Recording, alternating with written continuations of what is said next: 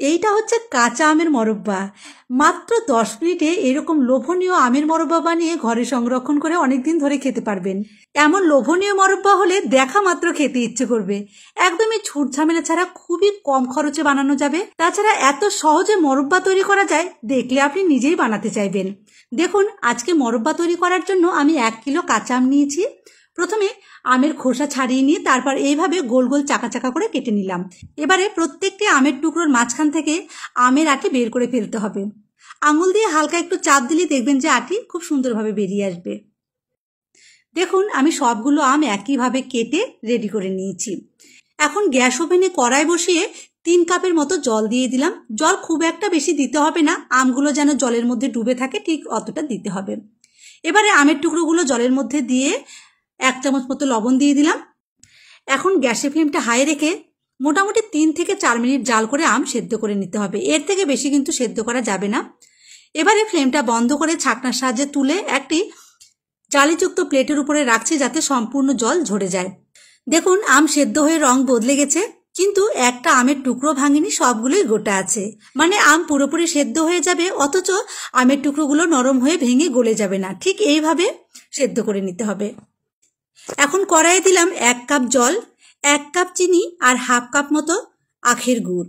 এখানে 1 কিলো আমের জন্য গুড় আর চিনি মিলে মোট ওজনে আছে 400 গ্রাম। তবে আম কতটা টক তার উপরই মিষ্টির পরিমাণটা নির্ভর করবে। মোরব্বায় ভালো সুগন্ধ আনার জন্য 4-5টা এলাচ আর 2 টুকরো দারচিনি এর মধ্যে মিশিয়ে দিলাম। এবারে গ্যাসের ফ্লেমটা মিডিয়ামে রেখে অনবরত নাড়াচাড়া করলেই গুড় আর চিনি গলে গিয়ে খুব সুন্দর রস তৈরি হয়ে যাবে।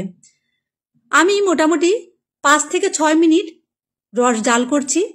রস এখন কিন্তু বেশ ঘন হয়ে এসেছে, একটু আঠালো হতে শুরু করেছে। ঠিক এই পর্যায়ে আসলেই সেদ্ধ করা আমের টুকরোগুলো রসের মধ্যে দিয়ে দিতে হবে। তো বন্ধুরা, যারা আমার রেসিপিটি দেখছেন, আমার তৈরি এরকমই আরও নতুন নতুন রেসিপি যদি আপনারা দেখতে চান তাহলে আমার চ্যানেলটি কিন্তু অবশ্যই সাবস্ক্রাইব করে রাখতে হবে। যারা ইউটিউব থেকে দেখছেন তারা আমার আরজাদি কিচেন চ্যানেলটি সাবস্ক্রাইব করে রাখুন। আর যারা ফেসবুক থেকে দেখছেন তারা আমার আরজাদি গুড ফুড পেজটি ফলো করে রাখবেন। তো দেখুন, আমি আমের টুকরোগুলো রসের মধ্যে দেবার পর আবারও গ্যাসের ফ্লেমটা মিডিয়ামে রেখে জাল করছি। যতক্ষণ না সম্পূর্ণ রস শুকিয়ে যায় ততক্ষণ পর্যন্ত জাল করতে হবে। তবে মাঝে মাঝে খুন্তি দিয়ে একটু নাড়াচাড়া করে দিতে হবে যেন রস গাঢ় হয়ে কড়াইতে লেগে না যায়। যদি রস পুড়ে যায় তাহলে কিন্তু রেসিপিটা নষ্ট হয়ে যাবে, তাই অবশ্যই খুন্তি দিয়ে মাঝে মাঝে একটু নেড়ে দিতে হবে। দেখুন, জাল করতে করতে সম্পূর্ণ রসটাই একেবারে শুকিয়ে গেছে আর অনেকটাই আঠালো হয়ে এসেছে। রস ঠিক এরকম অবস্থায় আসলেই আমের টুকরোগুলো একদম ট্রান্সপারেন্ট দেখাবে, মানে একদম কাচের টুকরোর মতো চকচক করবে। আমি গ্যাসের ফ্লেমটা বন্ধ করে দিয়েছি। একটুখানি ঠান্ডা হবার পর একটি সার্ভিং প্লেটে তুলে নিচ্ছি। এখনো বেশ গরম আছে, ঠান্ডা হলে আরো সুন্দর লাগবে। যত ঠান্ডা হবে খেতে ততই বেশি ভালো লাগবে। এতটা লোভনীয় হয়েছে, দেখলে কেউ লোভ সামলাতে পারবে না। খেতেও দারুণ লাগে। একবার খেলে বারবার এভাবেই বানাতে ইচ্ছে করবে।